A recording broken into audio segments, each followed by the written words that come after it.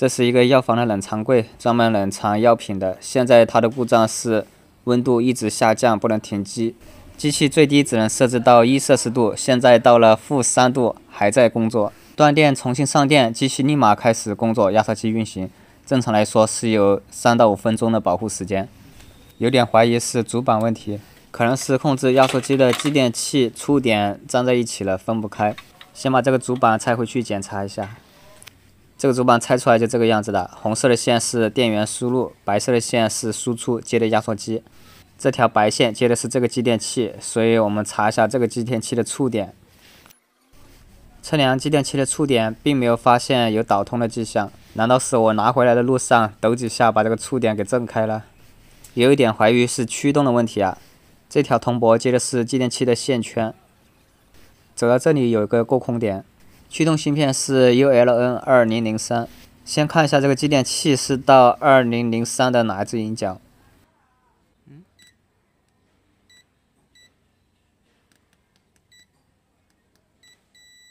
就是这只引脚啊，第9脚，第9脚接的是12伏的正极，所以这只引脚应该不是。刚才测的是公共端，所以换继电器的另外一只引脚。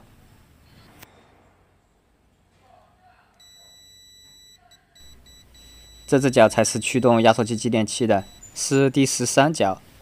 现在我把它的供电线接到了可调电源上，接上电源测一下驱动芯片的第4脚有没有高电平。上电的一瞬间听到继电器工作了，然后机器现在是没有接传感器，也在报错。测一下压缩机继电器的触点，现在应该是导通了。确实是导通了。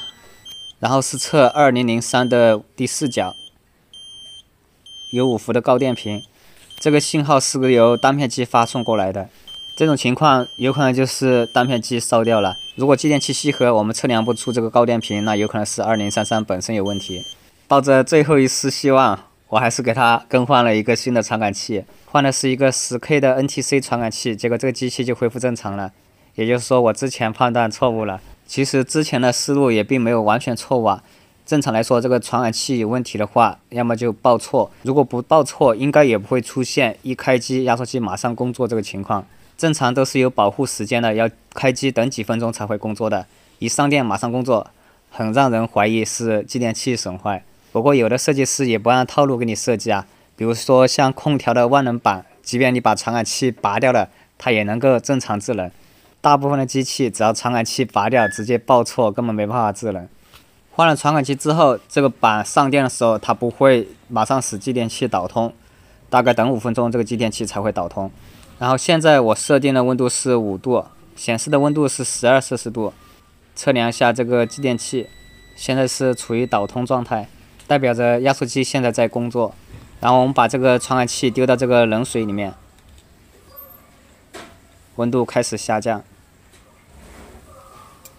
达到5度时候，听到继电器断开了，测量继电器也是处于断开状态。搞了半天就是传感器坏掉了。这个白色的是它原来的传感器，测量了一下室温的阻值跟新的传感器是一样的，应该是里面漏电了。如果接到主板上测量分压的话，应该是能够找到问题的。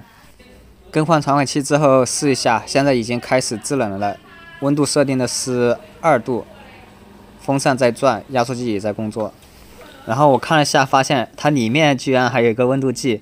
其实最开始我们看一下这个温度计显示的温度，还有显示屏上显示的温度，如果这2个相差很大，那基本上可以判定是传感器问题。可惜是没有注意到啊。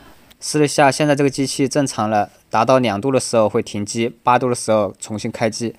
里面的温度计一直在5度的范围，现在是处于停机状态，风扇也不工作了。以后遇到这种类似的故障，先不管它3七21啊，换个传感器先看一下。